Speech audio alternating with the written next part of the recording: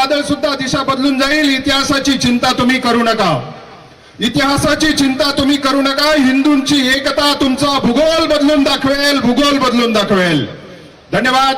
यानंतर मी आमंत्रित करतो या ठिकाणी हिंदुत्वाची बुलंद तोफ हरिभक्त परायण संग्राम बापू भंडारे.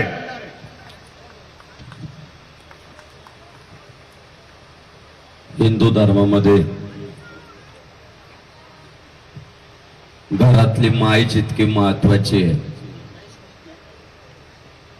तितकीच गोठ्यातली गाय पण महत्वाची. भगवान श्री गोपाल कृष्णांनी सांगितलं वेगळा काही परमार्थ नाही करता आला तरी निर्लोभ गायीची सेवा तेने माझी प्राप्ती उद्धवा. निस्वार्थ अंतकरणानं जर गायींची सेवा केली तर त्या भक्ताला माझी प्राप्ती होणार यात संशय नाही. हिंदवी स्वराज्य संस्थापक छत्रपती शिवाजी महाराजांनी सांगितलं गायींचे रक्षण केल्याचे पुण्य बहुत आहे. दूर दूर पर्यंत कुठे स्वप्नात सुद्धा वाटत नव्हतं की आता ही मुघली गुलामगिरी आपल्याला मोडीत काढता येईल. पण छत्रपती शिवाजी महाराजांनी रायरेश्वराच्या मंदिरामध्ये शपथ घेतली की पुन्हा भगवा ध्वज फडकवायचा, मंदिरांवरचे कळस वाचवायचे, आया बहिणींची आबरू वाचवायची. म्हणून संकल्प केला हिंदवी स्वराज्य स्थापन करायचं. पण हिंदवी स्वराज्य स्थापन करायचं असा संकल्प केल्यानंतर छत्रपती शिवाजी महाराजांनी सुद्धा महाराष्ट्राच्या मातीत पहिली मोहीम जर काय राबवली तर गायी कापणाऱ्या कसायांचे हातपाय तोडायला सुरुवात केली. आणि त्या गोरक्षणाचं गोपीचंद पडळकर साहेब पुण्य इतकं कामाला आलं की चाटाचाटीमध्ये आपल्या काही लोकांना पुरुषार्थ वाटायला लागला होता. आपल्यातलंच एखादं म्हणायचं मी औरंग्याचा पाय चाटतो.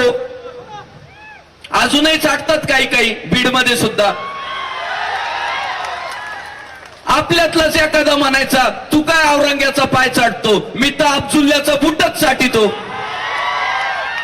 आजही बीडमध्ये असे काही आहे अब्दुल्ल्याचे बूट चाटणारे. चाटाचाटीमध्ये पुरुषार्थ वाटत होता. पण छत्रपती शिवाजी महाराजांनी हिंदू धर्मावर विश्वास ठेवला, इथल्या विचारांवर विश्वास ठेवला, गोमातेचं रक्षण केलं, कसायांना धडा शिकवला आणि थोड्याच दिवसामध्ये रायगडावर 32 मन सुवर्ण सिंहासनावर छत्रपती शिवाजी महाराजांचा राज्याभिषेक झाला. म्हणून आम्ही आजही सांगतो की जो जो निस्वार्थ भावनेनं धर्माच्या सेवेसाठी गोरक्षण करल ना साहेब त्याची खुर्ची हलवायची कोणाच्या बापाची सुद्धा ताकद नाही. गाय हमारी माता है और जन्म जन्म का नाता है. जेवढे म्हणून कोणी महापुरुष आहे सगळ्यांना आशीर्वाद जर कोणाचा आहे गोमातेचा आहे. पुढच्या काळामध्ये पुण्यश्लोक अहिल्यादेवी होळकर ज्यांनी या हिंदुस्थानातल्या मंदिरांचा या मुघलांनी जे अप्रतिम अशी शिल्पकला या देशामध्ये साकारलेली होती ती सुद्धा या नालायकांना पावली नाही. अनेक मंदिरांमधल्या मूर्तींच्या मंदिराच्या अवतीभोवती असलेल्या नक्षीकामाचा मोठ्या प्रमाणात विध्वंस केलेला होता. पुण्यश्लोक अहिल्यादेवी होळकरांनी देशभरातील अनेक मंदिरांचा जीर्णोद्धार केला. आज जेव्हा एखादा म्हणतो मंदिर मंदिर मंदिर मंदिर बांधून काय होणार आहे, अरे येड्या, या परकीय आक्रमणकर्त्यांनी जेव्हा देशावर आक्रमण केली तेव्हा पहिल्यांदा राजवाड्यांवर हातोडा नाही चालवला, पहिल्यांदा हवेल्यांवर हातोडा नाही चालवला, पहिला हातोडा त्यांनी मंदिरांवर चालवला का त्यांना माहित होतं की या मंदिरांमधनच यांना ऊर्जा मिळते आणि या शत्रूला सपासप कापत सुटतात. हर हर महादेव म्हटलं की यांच्यात 12 हत्तीचं बळ संचारतं आणि म्हणून जर यांची मंदिरं उद्ध्वस्त केली तर यांचा आत्मविश्वास संपेल. म्हणजे मंदिर हे भाविकांचा आत्मविश्वास वाढवण्यासाठी आहे. मिलिंद भाऊ, मंदिर हे भाविकांना प्रेरणा देण्यासाठी आहे. पण मोठ्या प्रमाणात विध्वंस या परकीय आक्रमणकर्त्यांनी केला आणि पुण्यश्लोक अहिल्यादेवी होळकरांनी पुन्हा आपली मंदिरं उभी केली आणि त्या अहिल्यादेवी होळकरांनी सुद्धा त्यांच्या राज्यामध्ये जर कोणी गोवंशाची हत्या केली तर त्यांच्या राज्यात शिक्षा एकच होती, मृत्यूदंड. जाणीवपूर्वक हेतू पुरस्सर जर गो हत्या केली तर मृत्यूदंड. आणि म्हणून आज या सगळ्या महापुरुषांचे आपल्याला स्मारक पाहायला भेटतात.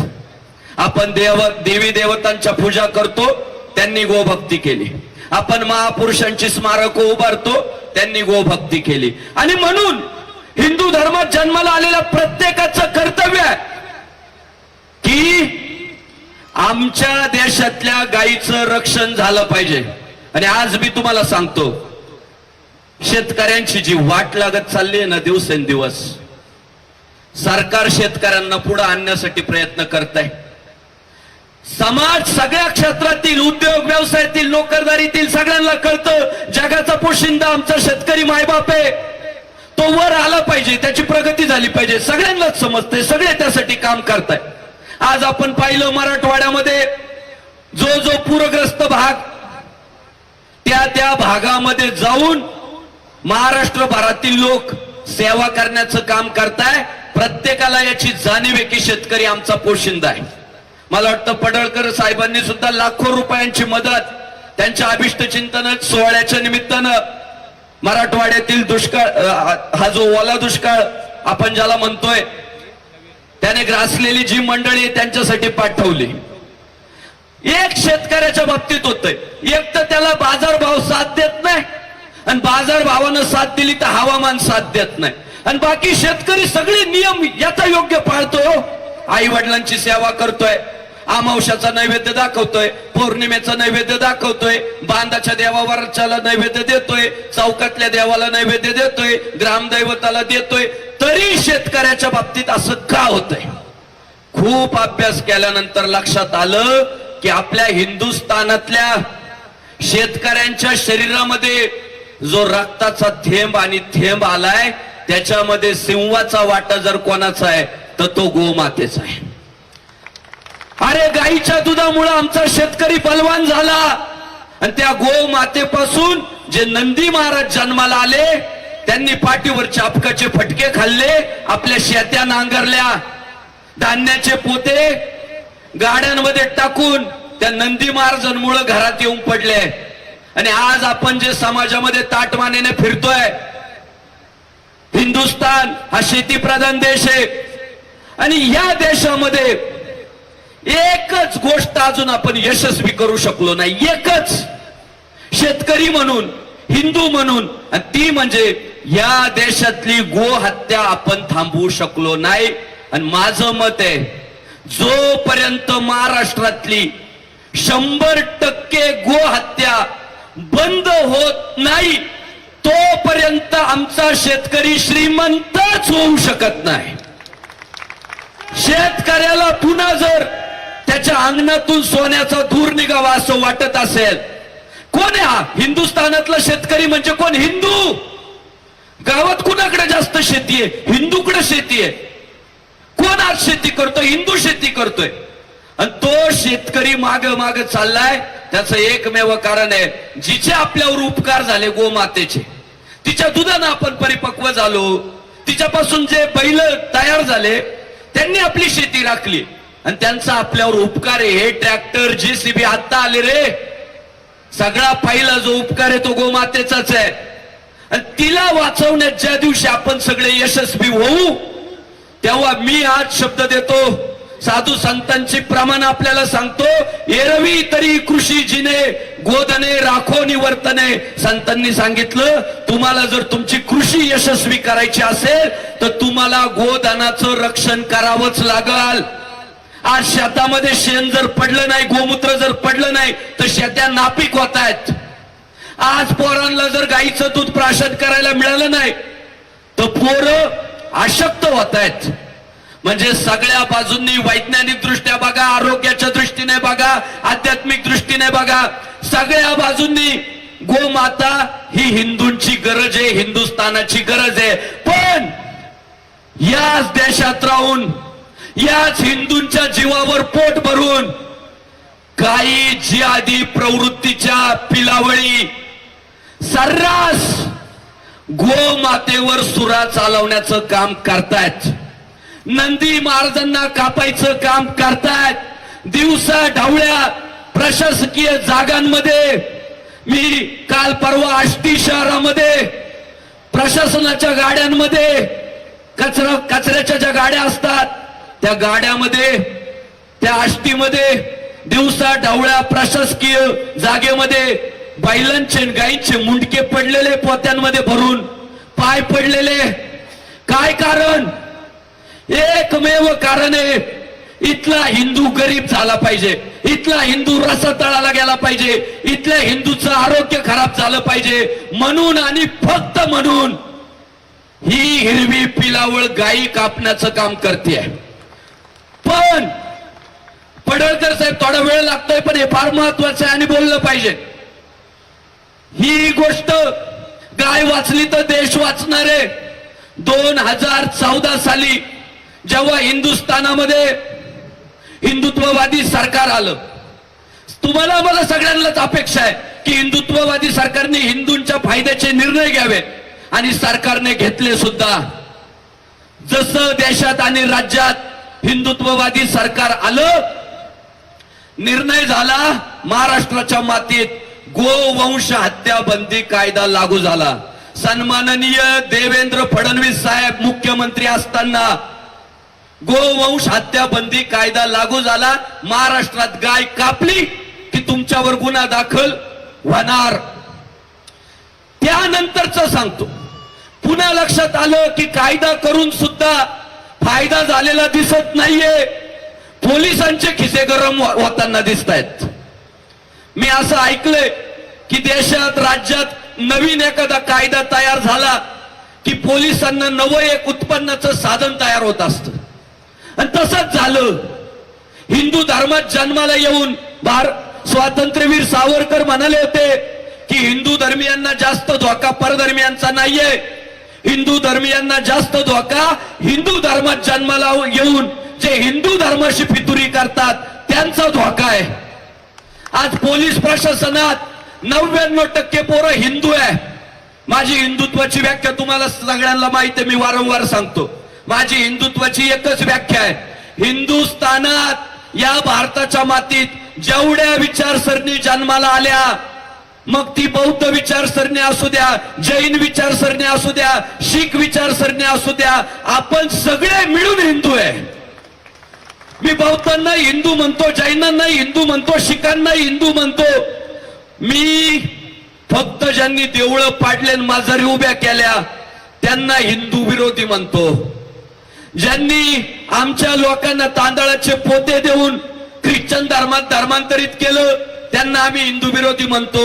बाकी सगळेच हिंदू आहे आणि हिंदू म्हणून प्रत्येकाला आलिंगन देण्याची तयारी आपली सगळ्यांची असली पाहिजे. आणि आज प्रशासनामध्ये 99% पोरं हिंदूंचे आहे, पण संस्कार झाले नाही, शिकवलं नाही, पैसा कधी पाहिला नाही. आणि मग कसंही जर म्हटलं ना, साहेब एवढे घ्या आणि मदत करा, विकले गेलं प्रशासन, गो हत्या चालू राहिली. मग नाही पुढे ऐका, मला टाळ्या नकोय, आज फार मुद्द्याचं बोलायचं आणि गरजेचं बोलायचंय. त्यानंतर पुढच्या काळात लक्षात आलं कायदा करूनही होत नाही. पुन्हा हिंदुत्ववादी आमदार संग्रामदादा जगताप असतील, हिंदुत्ववादी आमदार गोपीचंद पडळकर साहेब असतील, हिंदुत्ववादी आता मंत्री असलेले सन्माननीय नितेश राणे साहेब असतील, हिंदुत्ववादी आमच्या भोसरी विधानसभेचा ढाण्या वाघ महेश दादा लांडगे पाटील असतील, या सगळ्या हिंदुत्ववादी आमदारांनी विधानसभामध्ये गोमातेच्या न्यायासाठी आवाज दिला की इथून पुढच्या काळात वारंवार जर गोतस्करीचे उदाहरणं समोर येत असतील तर तसल्या आरोपींना मोक्या अंतर्गत कारवाई करा, ही मागणी केली. देवाभाऊनी त्यालाही कौल दिला, चला वारंवार जर गो हत्येच्या प्रकरणात एखादा आरोपी म्हणजे जिहादी जर सापडत असेल तर त्याच्यावर मोक्का लावू. त्यानंतरच्या काळात हिंदू धर्माचं वैभव ज्यांनी 2022 ला उठाव केला आणि महाराष्ट्रातला अडचणीत आलेला भगवा ध्वज पुन्हा फडकवून दाखवला, ते आपल्या महाराष्ट्र राज्याचं भूषण हिंदू धर्माचं वैभव सन्माननीय एकनाथराव शिंदे साहेबांनी गायीसाठी गोमातेसाठी एक नियम सगळ्या राज्यात लागू केला की आता गायीला प्राणी म्हणून बघायचं नाही, गायीला प्राणी म्हणून संबोधायचं नाही, तर गाय ही महाराष्ट्राची राज्यमाता आहे. झालं इथपर्यंत. मग मला सांगा, 2-4 दिवस झाले हिंदू विरोधी काही पिलावळी मीडिया समोर येत आहे, व्हिडिओ बनवताय. अरे सरकार तुमचं आहे, राज्य तुमच्याकडे आहे आणि मोर्चांमध्ये पडळकर साहेब, संग्रामदादा जगताप, महेशदादा लांडगे, नितेश राणे साहेब, हे काय? हे तर सरकारमधले माणसं आहे. माझा मुद्दा असा आहे की सरकारने हिंदू धर्मियांसाठी आणि गोमातेसाठी जेवढं करायला पाहिजे होतं तेवढं सगळं केलं. अडचण जी निर्माण झाली ती प्रशासनापासून झाली. प्रशासन विकल्या गेलं आणि प्रशासन विकल्या गेल्यामुळं आज उत्तर देतो की हे हिंदुत्ववादी आमदार, हिंदुत्ववादी सरकार राज्यात असताना शेकडो किलोमीटरचा प्रवास करून कशासाठी येतात माहितीये? स्टेजवर मतं मिळवण्यासाठी येत नाही, या झोपलेल्या आणि फितूर झालेल्या प्रशासनाला जाब विचारण्यासाठी येतात. ते काय सहानुभूती, आवाज दे ना यार मॉनिटरला यार, ते काय सहानुभूती मिळवण्यासाठी येत नाही किंवा लगेच आता निवडणुकांमध्ये त्यांना बीडमधून उमेदवारी पण भरायची नाही. त्यांची एकच अपेक्षा आहे की आम्ही जर सरकार म्हणून हिंदूंच्या बाजूने पुढे आले तर हे प्रशासन का झोपलंय, का यांना जाग येत नाही? अहो आता मी छत्रपती शिवाजी महाराजांच्या बीड मधल्या स्मारकाला हार घालण्यासाठी गेलो तर एक जिहादी लांडा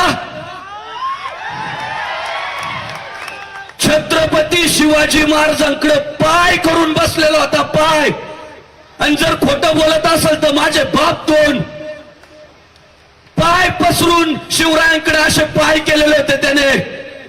आणि त्याच्या बाजूला पोलीस प्रशासन उभं होतं. अरे मी म्हटलं पडळकर साहेब आलेत, मिलिंद भाऊ एकवटे आलेत, एवढे हिंदुत्ववादी आले आणि हा लांडा शिवरायांकडे पाय करून बसलाय, हे पोलीस झोपले का काय?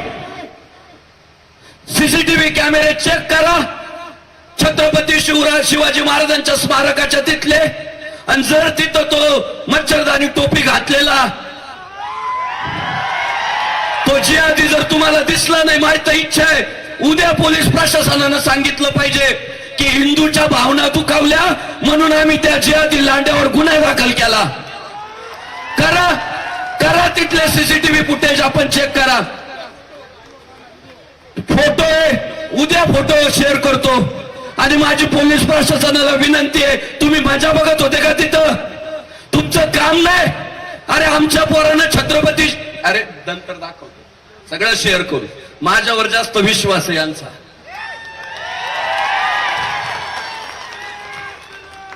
त्यांना माहिती आहे हे खरं बोलत आहे. आमच्या पोरांनी नुसत्या घोषणा दिल्या तर तुम्ही म्हणताय शांती घ्या, शांती घ्या. माझी विनंती आहे तुम्हाला, जर शरीरात रक्त हिंदूचं आलेलं आहे ना, उद्या त्या लांड्यावर गुन्हा दाखल करा.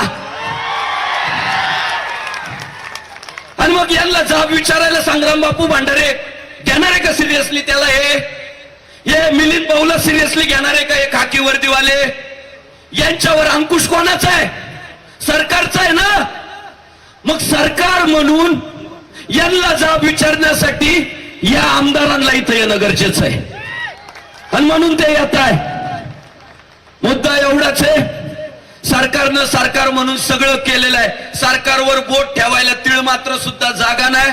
आता आमचा सगळा आरोप जो आहे तो पोलीस प्रशासनावर आहे.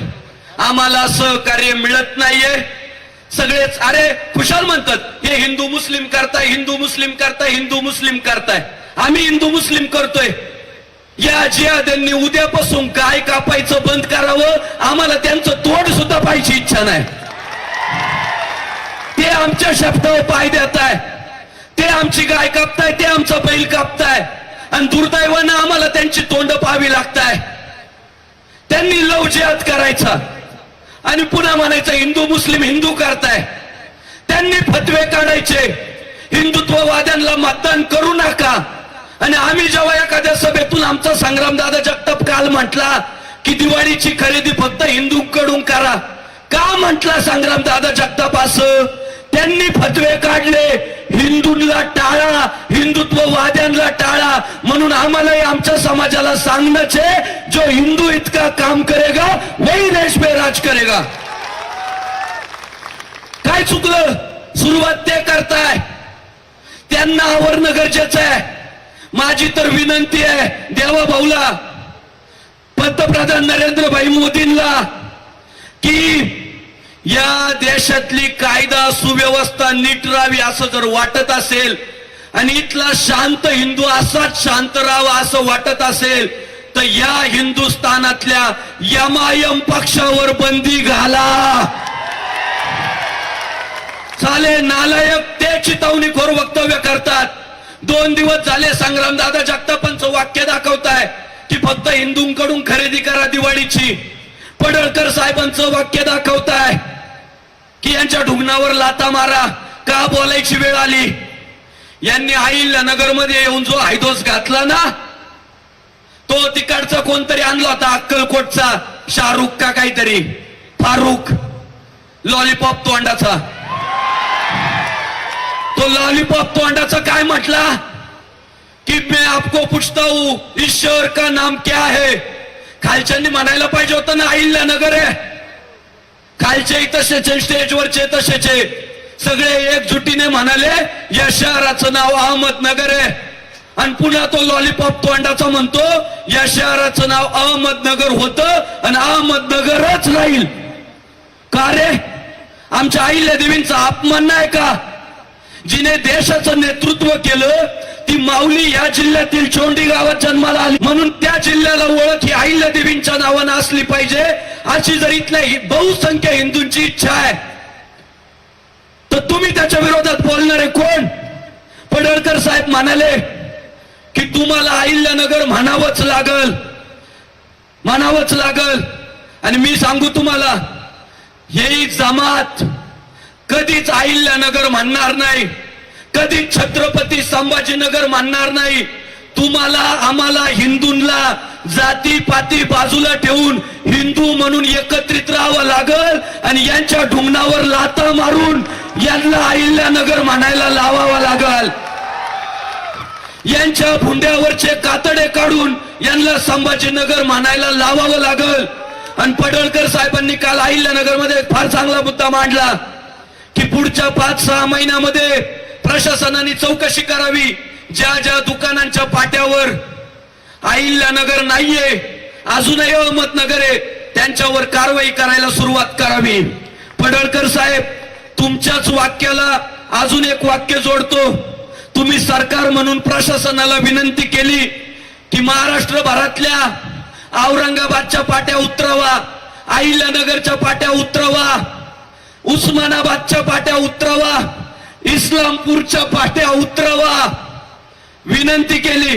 प्रशासनानं पुढच्या 5 ते 6 महिन्यामध्ये आम्हा हिंदूंना मदत करावी आणि रोडवरच्या दुकानांवरच्या या सगळ्या परकीय आक्रमणकर्त्यांची गुलामगिरीच्या ज्या निशाण्या होत्या त्यांच्या नावानं जी शहरांना नावं होती ती हिंदुत्ववादी सरकारनं बदललेली आहे. प्रशासनाने त्या पाट्या उतराव्या आणि पुढच्या 5 ते 6 महिन्यात जर प्रशासनानं त्या सगळ्या मुघलांच्या आक्रमणकर्त्यांच्या नावांच्या पाट्या जर नाही उतरवल्या तर हे सगळे हिंदूंचे वाघ तुम्हाला मदत करतील पाट्या उतरवायला. त्या पाट्या आपण उतरवू आपल्या आईचं नाव आपण लावू अहिल्या देवीचं, त्याच्या दुकानावर जाऊन लावू का?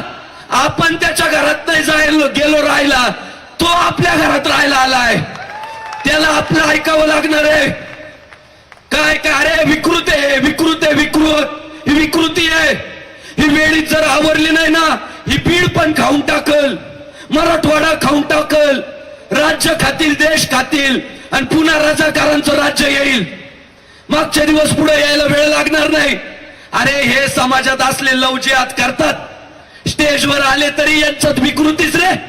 त्या दिवशी अहिल्यानगर मध्ये ते एक संभाजीनगरचं ते येड, त्याला स्टेजवर आल्यावर एक तर कळायला पाहिजे राव, आपल्या पोरांच्या बोंड्यावरचे कातडे निघाले. आपण किती अभ्यासपूर्ण बोलावं, धर्माचं बोलावं, प्रबोधनाचं बोलावं, त्याला स्टेजवर आल्यावर सुद्धा आठवण कशाची आली? चिकनीच्या मेलीची, म्हणजे विकृती.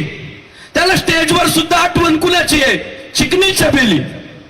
अरे यांना 6 वर्षाच्या पुरी कळत नाही, यांना मर्दातली मर्दानगी कळत नाही, यांना विकृती विकृती विकृती. त्या संभाजीनगरच्या कुत्र्याला मी सांगू इच्छितो, त्या अहिल्यानगरच्या संग्रामदादा जगतापच्या नादी लागू नको. लहानपणी फक्त शेंडा छाटलाय. चिकनी चमेली, चिकनी चमेली, चिकनी चमेली जर अहिल्यानगर मध्ये येऊन करशील ना, तो संग्रामदादा जगताप आहे ना, मुळा सगट उपटून गाडीला फेकून देईल. उपटील ते उपटील. कशाला नादाला लागतो? अरे काय चाललंय? आणि आज सांगतो,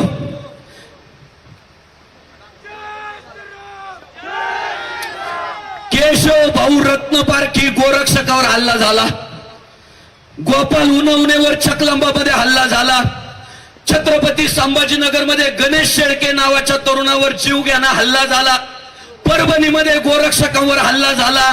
माहिती घेतल्यानंतर असं समजतंय यांच्या फतवे निघालेले आहे, पोलिसांना पैसे देऊन मॅनेज करा आणि या हिंदुत्ववाद्यांना मारून टाका, तोडून टाका, काय करायचं ते करा.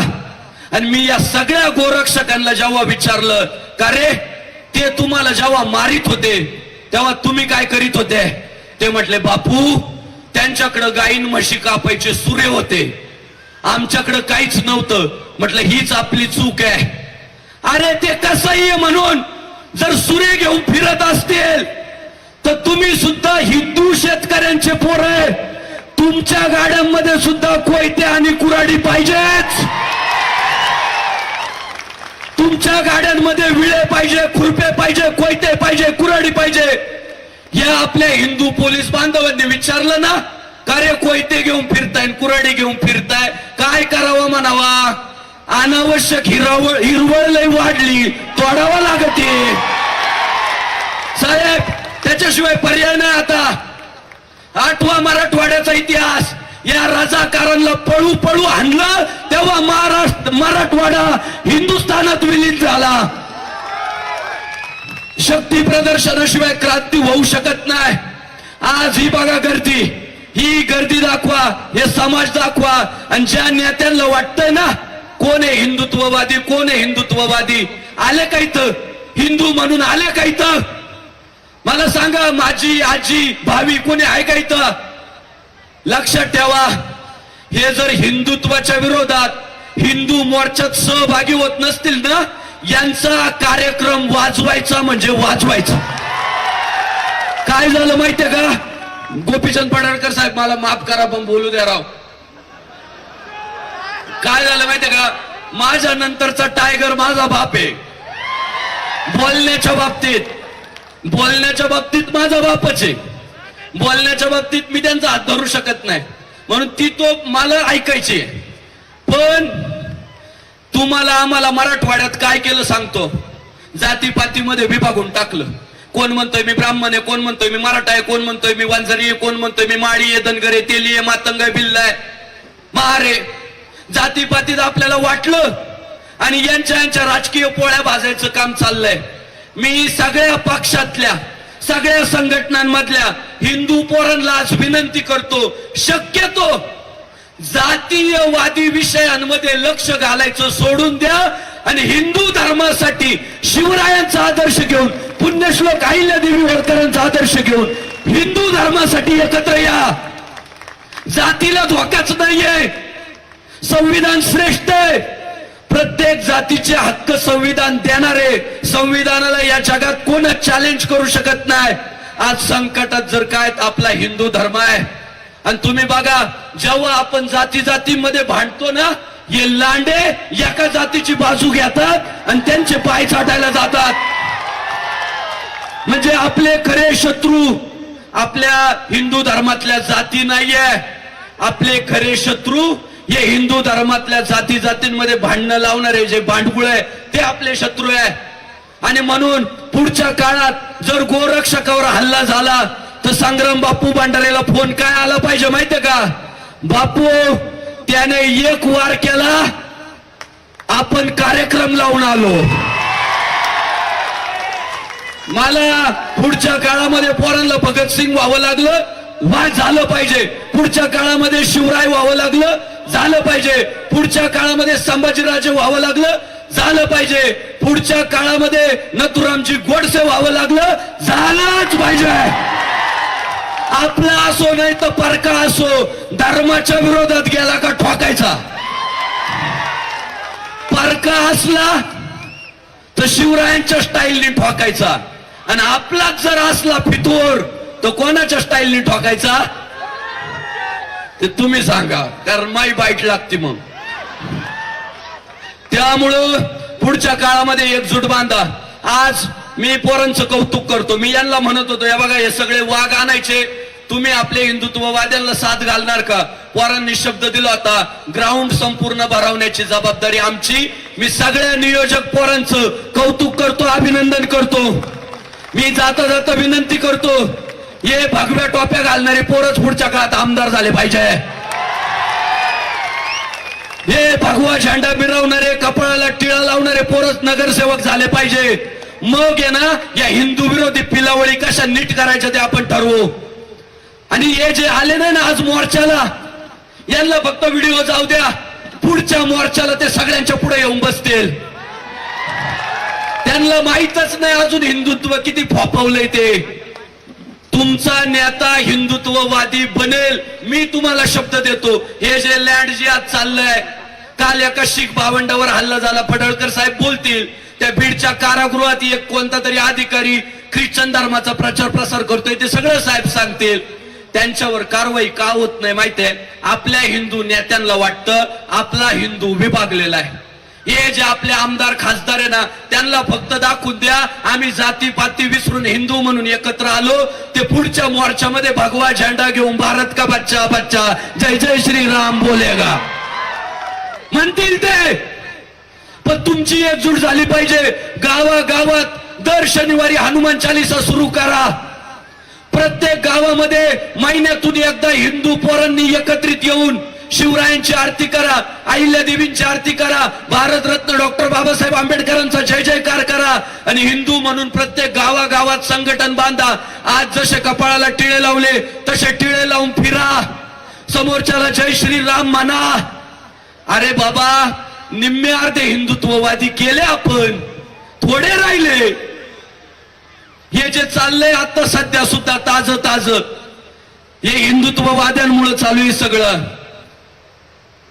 प्रत्येक जण हिंदुत्ववादी होणार आहे. फक्त तुम्ही आपल्या अंतःकरणाला विचारा की अरे आपल्या शरीरात आलेला रक्ताचा थेंब थेंब हिंदूचा आहे, कशाला लाचारी करायची.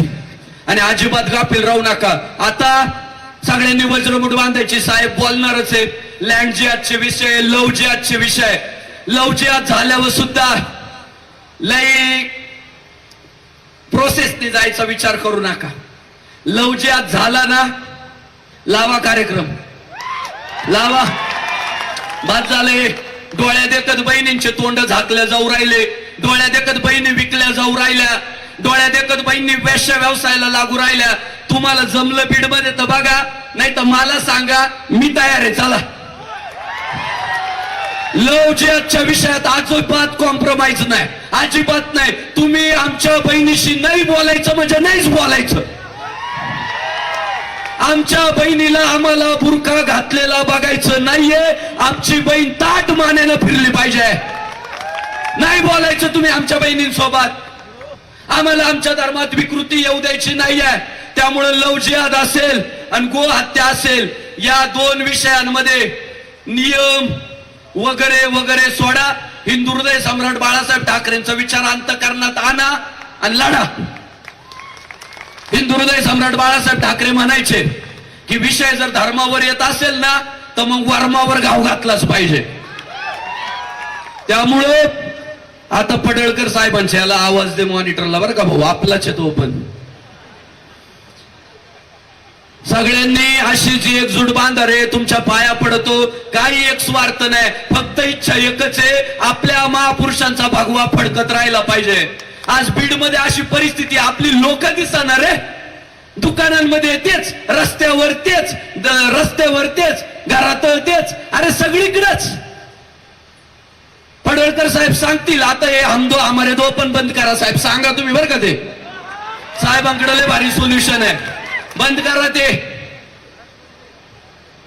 ज्याने दात दिले त्याने दाना दिलेला आहे. एकच होऊ देत आहे आणि तो बेवडा निघाला मग एकटा. अरे 4-5 वाहू द्या ना, एखादं तर क्रांती करील. त्यामुळे लांबलंय माझं मनोगत, पण माही तळमळे.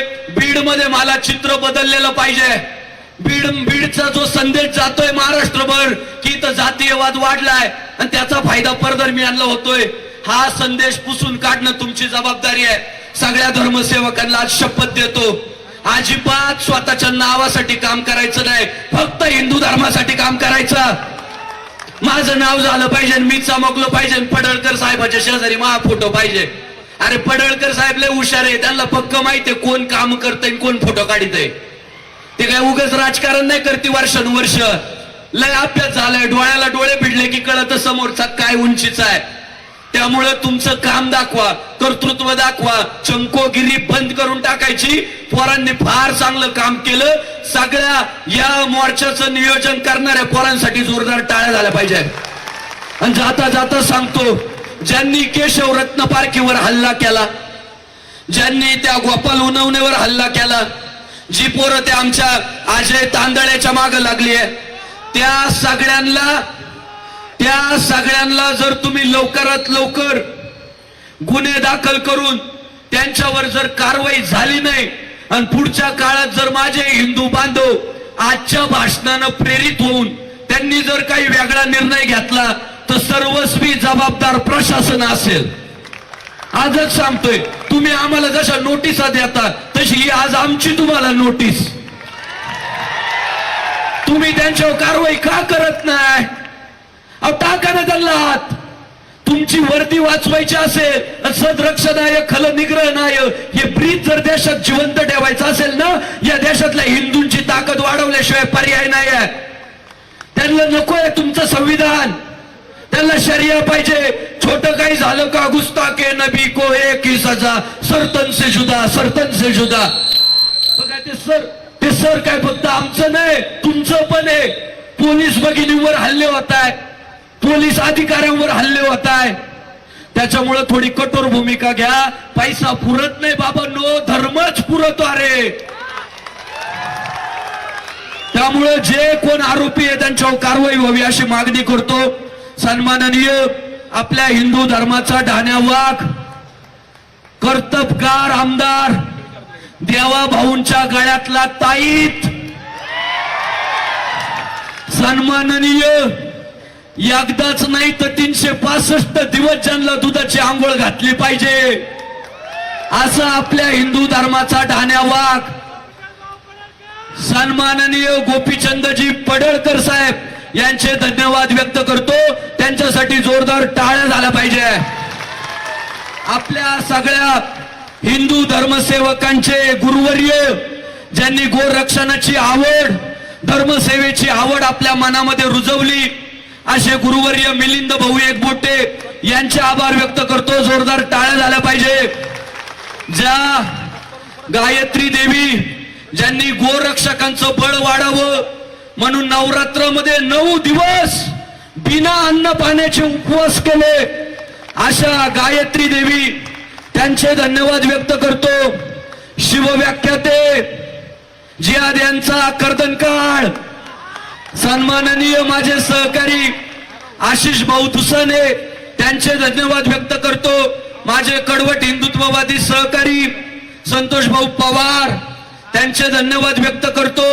बाकी दूरवरनं आलेल्या सगळ्या हिंदुत्ववादी संघटना, पक्ष, गणपती मंडळ, नवरात्रोत्सव मंडळ, सगळे हिंदू कुळात जन्माला आलेले आपले हिंदू बांधव आपल्या सगळ्यांच्या चरणी नतमस्तक होतो. लाडक्या बहिणींचे धन्यवाद व्यक्त करतो. ही वज्रमुठ बांधून ठेवा.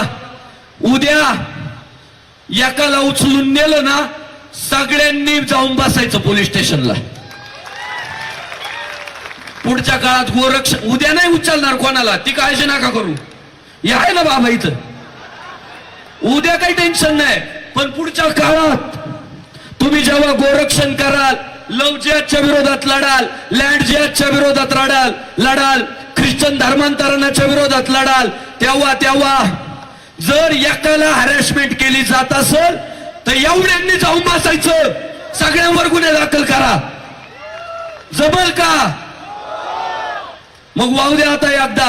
छत्रपती शिवाजी महाराज की जय, धर्मवीर संभाजी महाराज की जय, पुण्यश्लोक अहिल्यादेवी होळकरांचा विजय असो, भारतरत्न डॉक्टर बाबासाहेब आंबेडकरांचा विजय असो. जय श्रीराम, जय श्रीराम. हर हर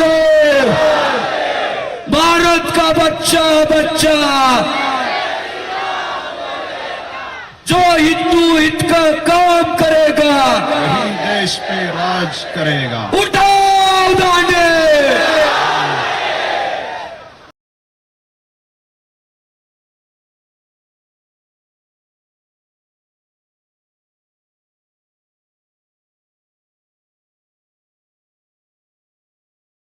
है बोलिए.